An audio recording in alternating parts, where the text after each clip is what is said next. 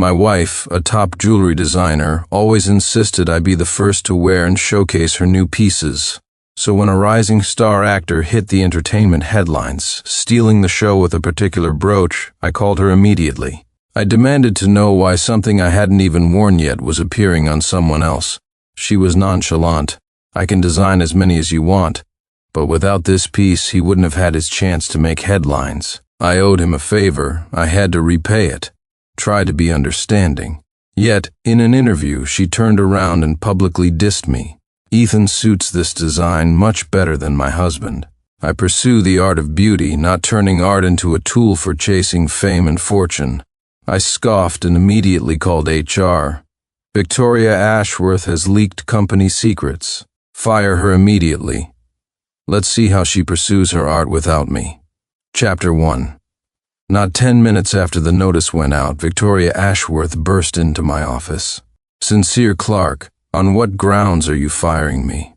Just because of that brooch? How many times have I told you? It was just repaying a favor. Can you stop being so petty? The door was open. The blinds weren't drawn. Through the glass walls, countless curious eyes were glancing this way. Fine. I slammed my hand on the desk and laid it all out. Me, petty? You're the generous one, aren't you? Using company secrets to repay favors.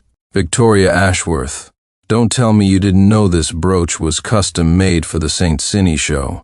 St. Cini was a scorching hot couture brand. To promote their new collection, they specifically sought out Clark Jewels, the leader in the jewelry industry, to collaborate on a major fashion show.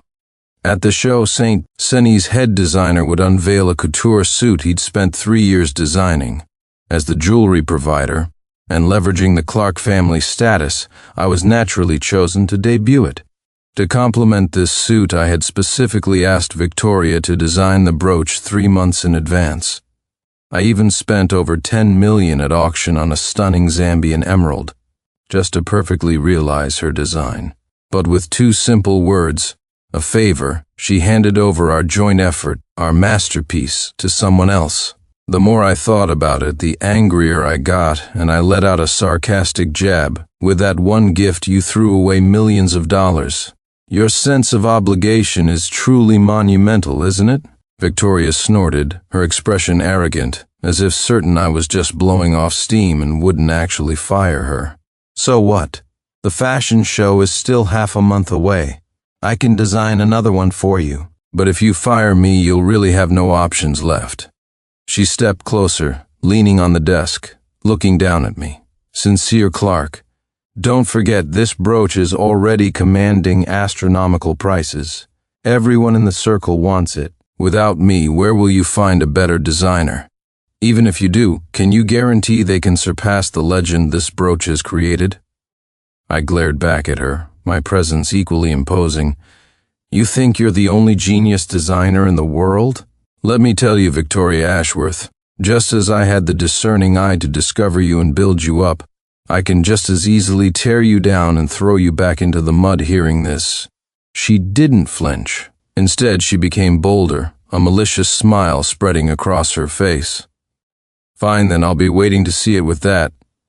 She slapped the signed termination agreement onto the desk, held her head high, and strode out of the office on her heels.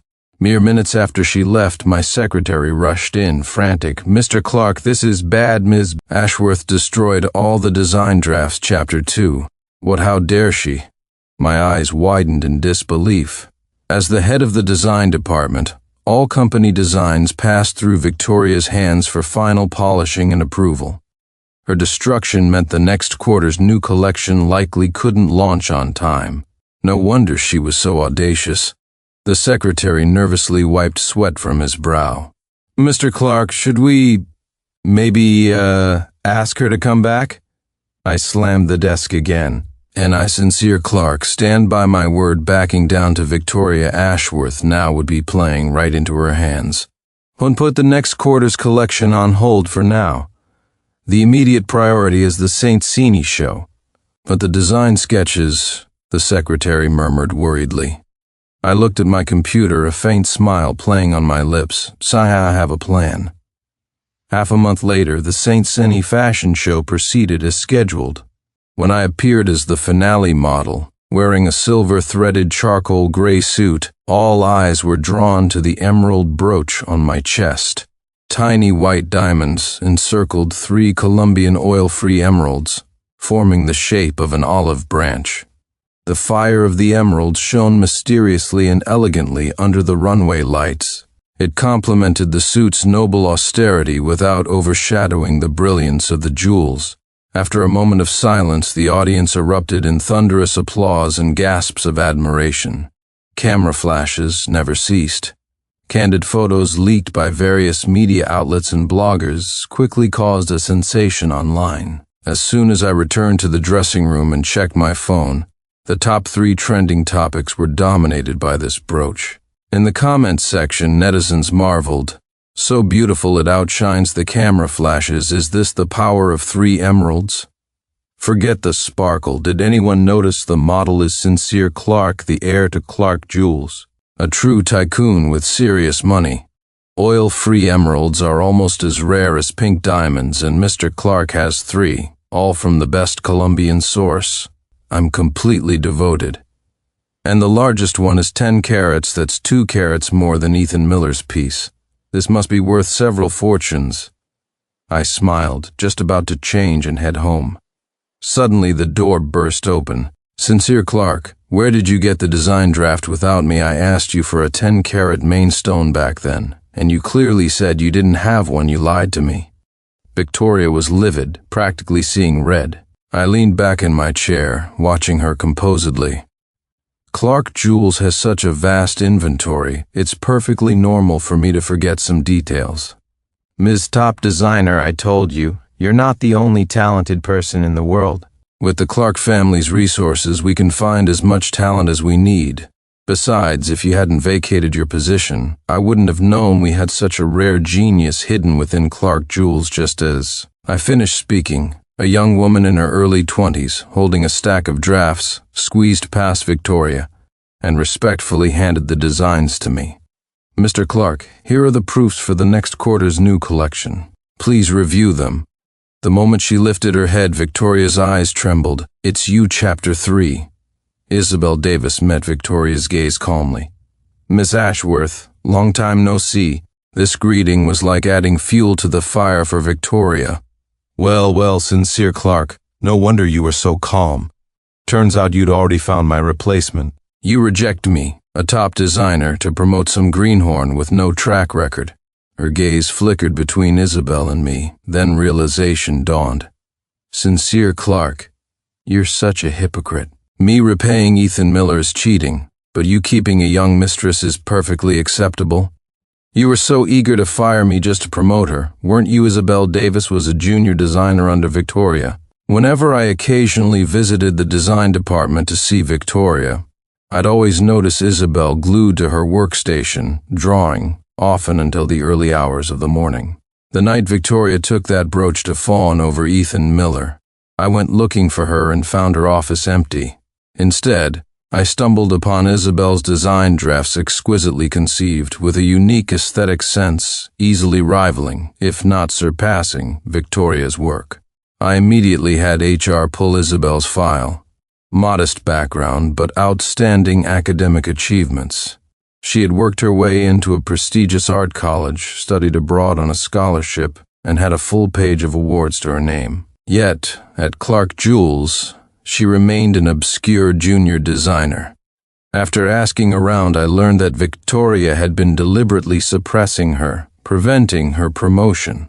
She even altered Isabel's brilliant designs, making them mediocre. I had intended to promote Isabel unconventionally, but then Victoria threw her tantrum, making it easy to let Isabel take over this project.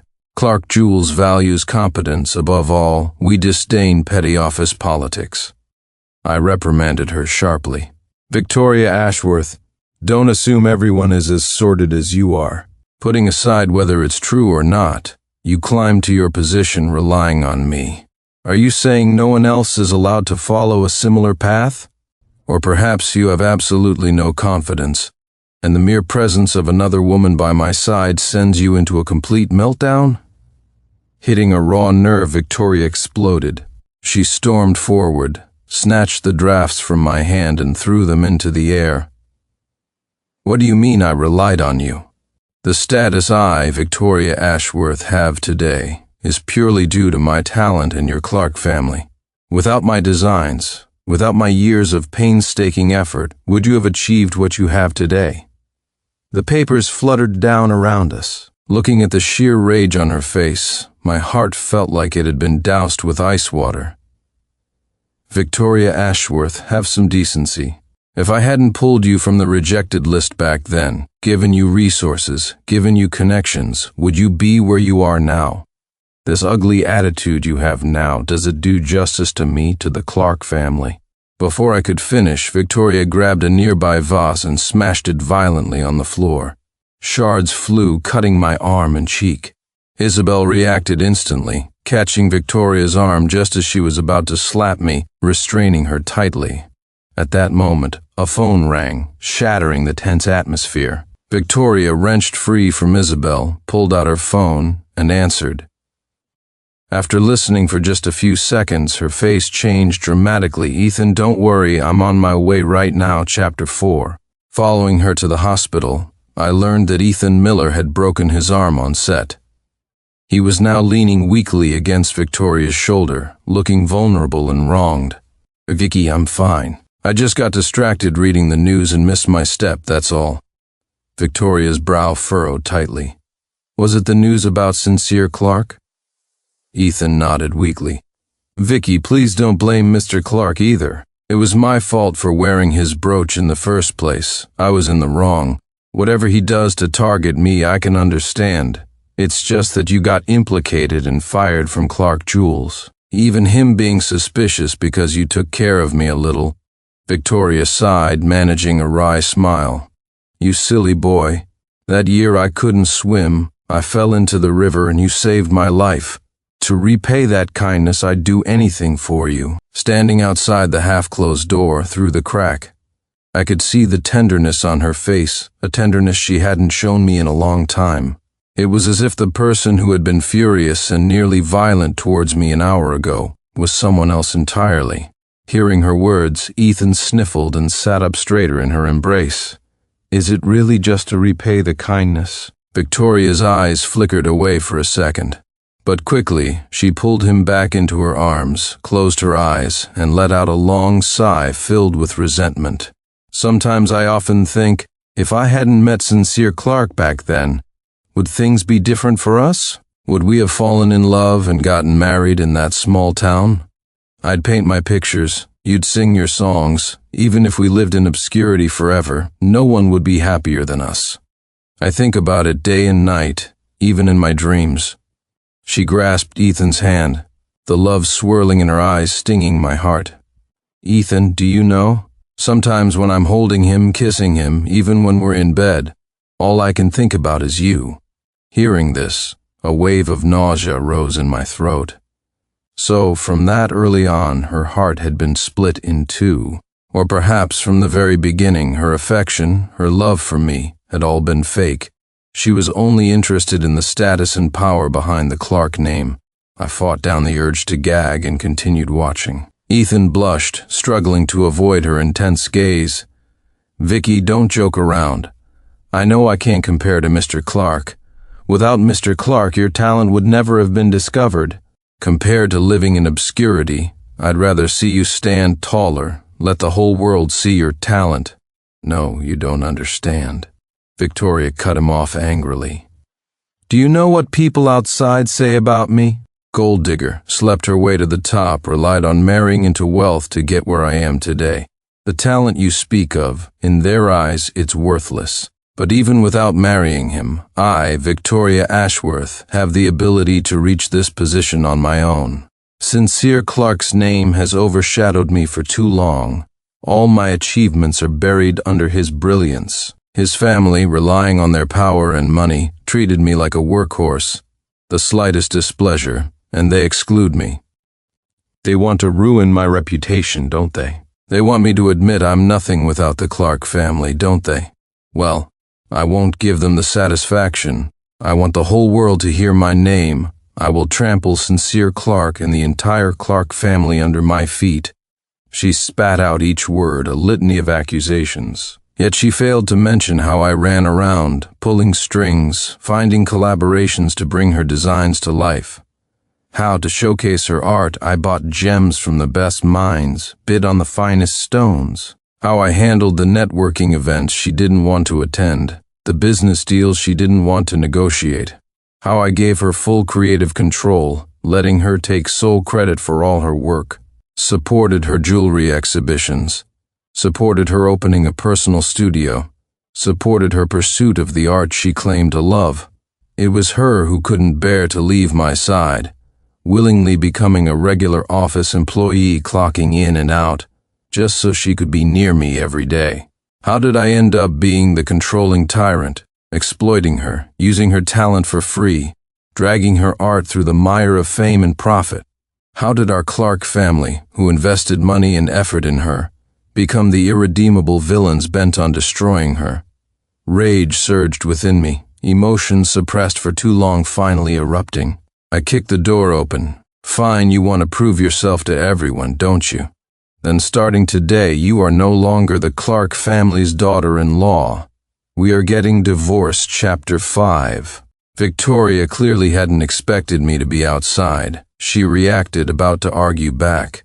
But Ethan stepped in front of her, facing me, his eyes red. "Mr. Clark, please don't listen to Vicky. She's just saying things in anger, as she still loves you. As long as you two are okay, I'd rather you take your anger out on me. Ethan, why are you still wasting your breath on him?" Victoria pulled Ethan behind her, her face filled with protectiveness, instantly replaced by fury as she looked at me. "Sincere Clark, don't think you can threaten me with divorce. Let me tell you, I never loved you. Not from the beginning. Yes, I was after your money and your power, but that was before now. I have my own. I don't need your pity. If it weren't for you, if you didn't exist, the only person I would have married is Ethan. With that, she tilted Ethan's chin up and kissed him fiercely. Ethan was stunned for a moment, but soon he responded, seemingly content. Right in front of me, they kissed passionately, like lovers facing imminent death before the apocalypse.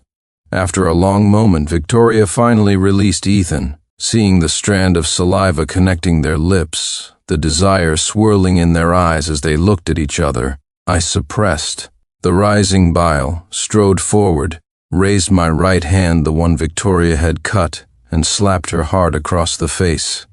"Victoria Ashworth, you absolutely disgust me." Victoria touched her reddened cheek. She lifted her chin, defiantly glaring at me. "Sincere Clark, feel better now? You wanted a divorce? Fine, I grant it to you now. Just don't come crying back to me later. I don't know how I eventually left the hospital. All I knew was that Isabel Davis followed me the entire way. Back home, I called my lawyer and drafted the divorce agreement. Then, I threw Victoria's belongings out, piece by piece. The luxurious custom gowns, the exclusive lipstick shades ordered from abroad for her, the matching couple outfits from our early dating days, and every piece of jewelry she had personally designed for me. Finally, all that remained was the wedding ring on my hand, the one we designed together. It featured 2 diamonds, sourced from the same mine, identical in weight. An heirloom passed down since my great-grandfather's time in the early 20th century, symbolizing eternal unity, heart and soul together.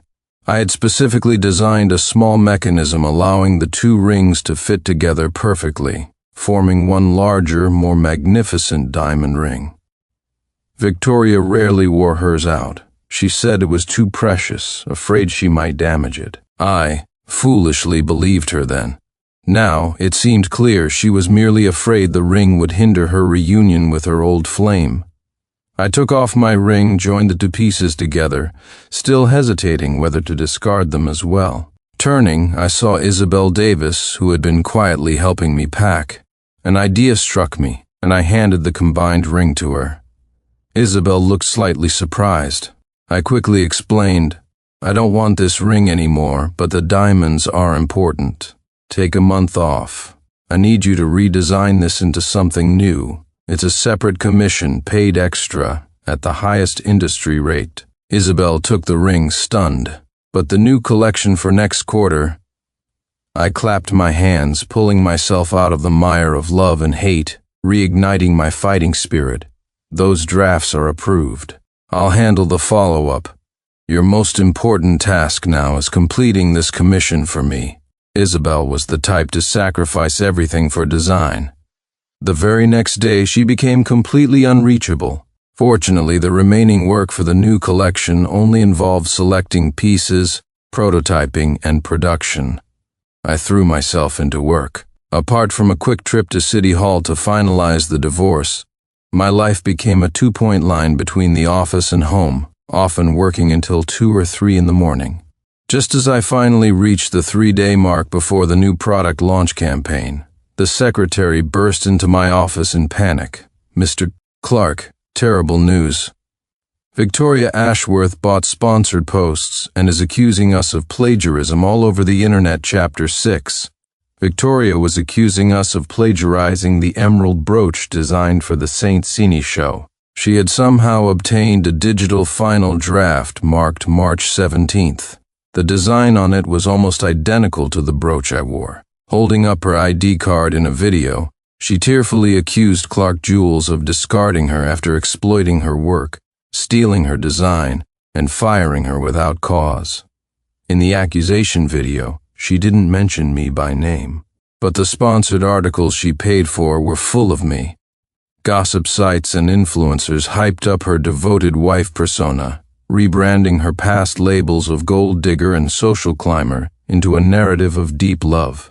They finished by taking a swipe at me, insinuating there's no true love in high society, and how a loving young woman was tragically betrayed. Naturally, netizens quickly dug up information about me, the actual power holder at Clark Jewels. Following the trail, they also uncovered Isabel Davis. Soon, rumors of an inappropriate relationship between Isabel and me were flying everywhere. The trending topics exploded. The positive image I had previously cultivated was instantly tarnished beyond recognition. Public opinion overwhelmingly sided with Victoria. See, rich guys always have mistresses, and I actually believed in the CEO falls for commoner fairy tale. I always thought Victoria Ashworth was a gold digger, but turns out she's deeply devoted and talented. Talent means nothing. Small-town overachievers are destined to be manipulated by the rich and powerful. A homewrecker who slept her way up can easily take her down. Didn't realize the jewelry world was so full of nepotism. Where's the path for hard workers like us? Totally empathize with Victoria Ashworth now. By marketing her small-town origins and devoted persona, Victoria quickly garnered massive sympathy. Within just 2 days, she was elevated to near sainthood. Her previous designs were unearthed and praised one by one. The jewelry she had sold became highly sought-after collector's items. Her follower count across various platforms skyrocketed, nearing 100 million combined. Countless media outlets scrambled to interview her exclusively. Even the small town she grew up in became a hot tourist spot overnight. Her fame surpassed even the heights she reached when I was promoting her. Meanwhile, Clark Jewels, cast as the villain, faced a relentless barrage of sarcastic and accusatory comments on its official accounts. All our stores were flooded with negative online reviews. People called us plagiarism thieves, greedy capitalists, saying we deserved to be strung up. Some irrational individuals even resorted to vandalism and looting at our physical stores, forcing us to temporarily close for adjustments. Even St. Cini, our collaborator, was affected, facing boycotts both online and offline. Due to the negative publicity, Clark Jewels' stock price plummeted for days, quickly alarming the board of directors. As the person in charge, I was given an ultimatum: resolve all disputes within 7 days or resign. I was frantic, sending people to track down Isabel, who was off the grid somewhere in her creative seclusion. Then Victoria called. "Sincere Clark, regretting it yet?" Her voice was cheerful, clearly relishing my current predicament. I sneered. "I regret not crushing you completely sooner, and I especially regret ever building you up." She remained smug on the other end. "Since you still refuse to back down, just wait and watch Clark Jewels crumble." Don't come crying to me for shelter then. Although if you're willing to kneel and beg, maybe I'll consider giving you a job as my driver. Victoria Ashworth, in your dreams go eat dirt. I cursed her out and slammed down the phone. To say I wasn't angry would be a lie. But that call sparked an idea. I quickly sent several files to my secretary, contact those same gossip sites and online trolls Victoria hired. Tell them I'll pay 10 times their price. Make sure this information spreads like wildfire. Bigger the better, Chapter 7. I chose not to respond directly to the plagiarism accusations, even instructing everyone in the company not to engage. Half a day later, damaging information about Victoria began appearing online. Since it came from the same batch of gossip accounts, even if some suspected Clark Jules was behind it, those suspicions were drowned out by a new wave of public opinion. Victoria staged the whole thing. Everyone involved in the plagiarism scandal is dirty. Victoria had been defiant, leaving the marriage with nothing. Although she made a significant amount of money from the publicity generated by her accusations, it was nowhere near enough to pay 10 times my offer for counter-publicity. Moreover, people in the upper echelons don't shy away at the first sign of scandal like online netizens do. The Clark family had operated in the jewelry circle for generations. Even though tarnished by rumors, our foundation, connections, and influence remained vast. No one dared to disrespect the Clark family before we were truly finished. With a single word, I could ensure no media outlet would take Victoria's business. But that alone wasn't satisfying enough. Victoria struck first without mercy, so I would respond in kind. While her popularity was still high, I pressed the advantage, leaking the story of how she stole the Clark Jules brooch to curry favor with her old flame. This time, not just the jewelry world, but the entertainment industry exploded. The rising star actor Ethan Miller was immediately branded a male homewrecker. Rival fan groups and anti-fans swarmed his comment sections in gleeful celebration. Paparazzi, smelling blood, released over a dozen intimate photos, even more comprehensive than what I had.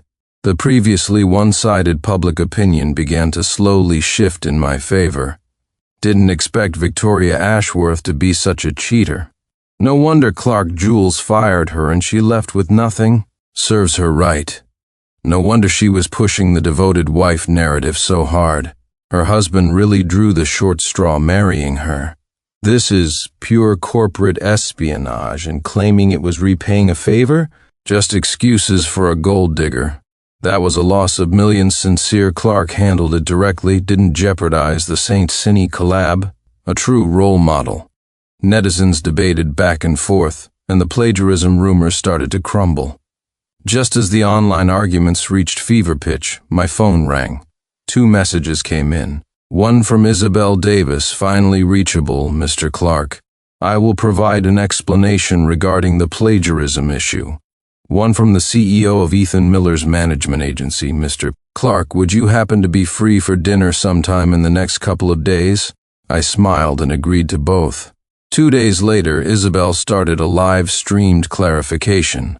In front of all viewers, she opened the folder containing her design drafts. She displayed them one by one, in chronological order. And coincidentally, one of the drafts was the exact one Victoria had used as evidence.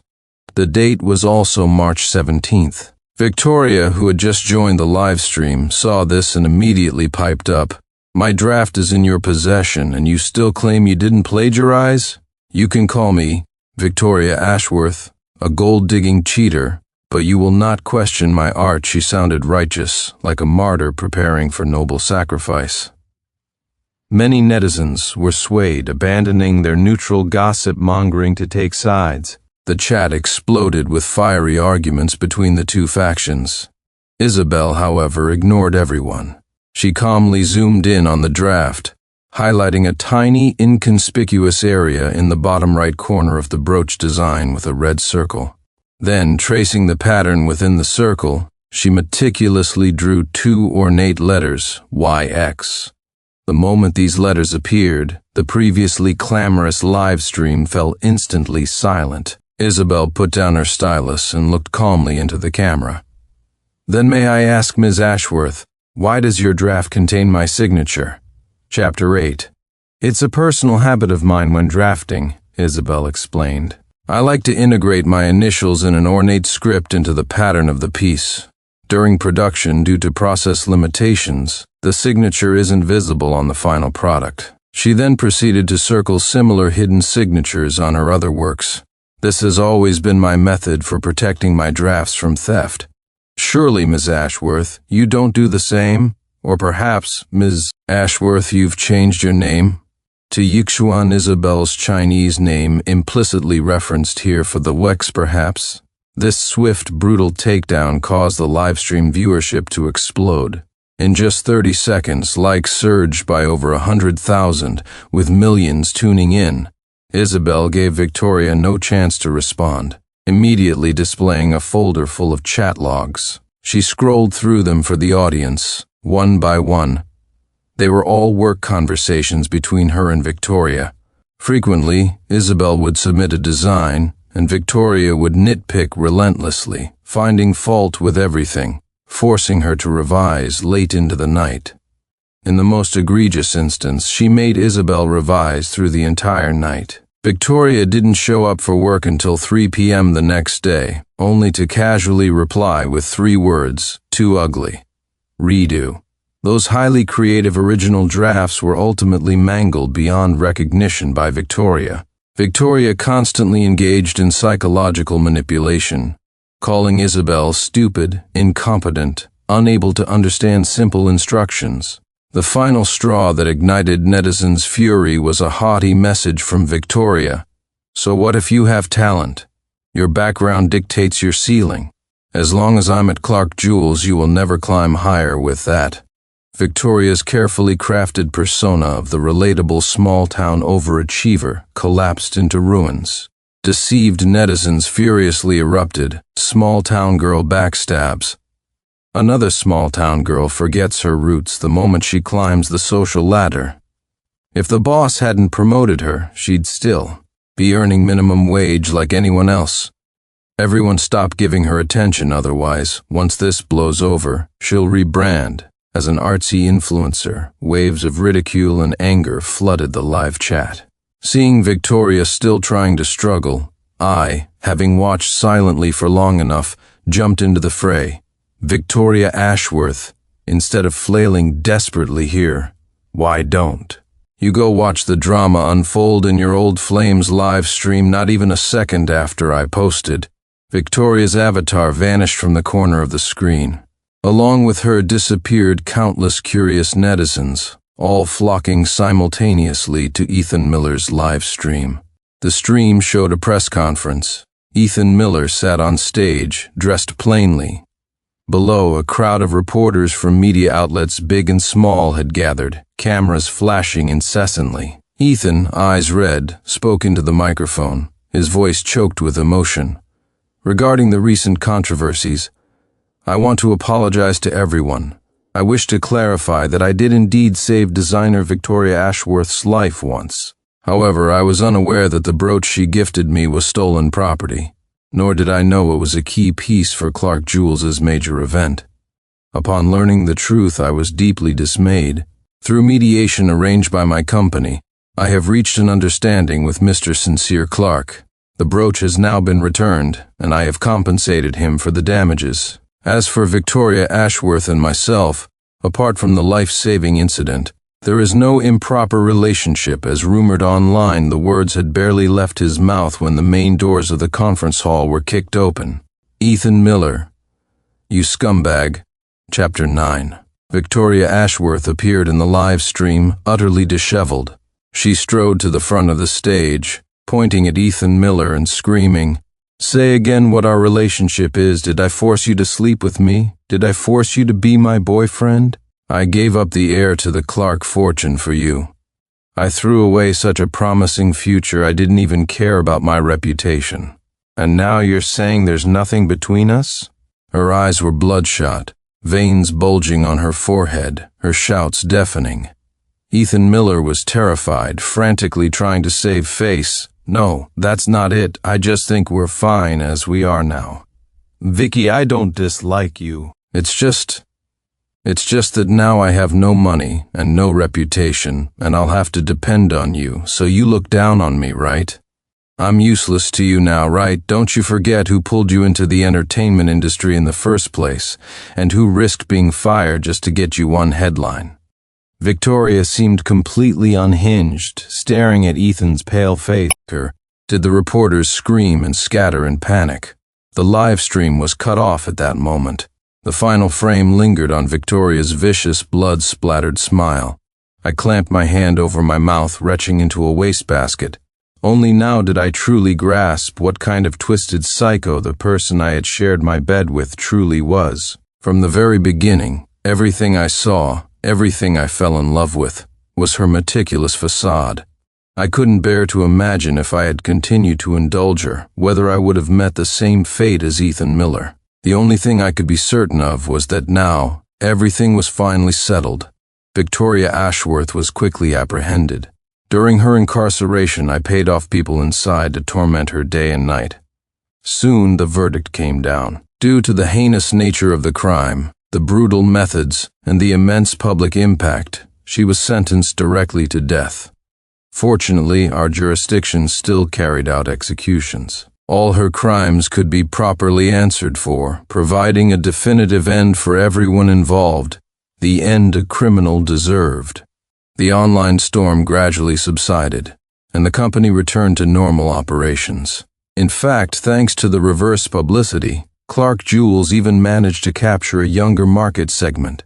I gave Isabel Davis free rein in design, and for several consecutive quarters, sales figures soared.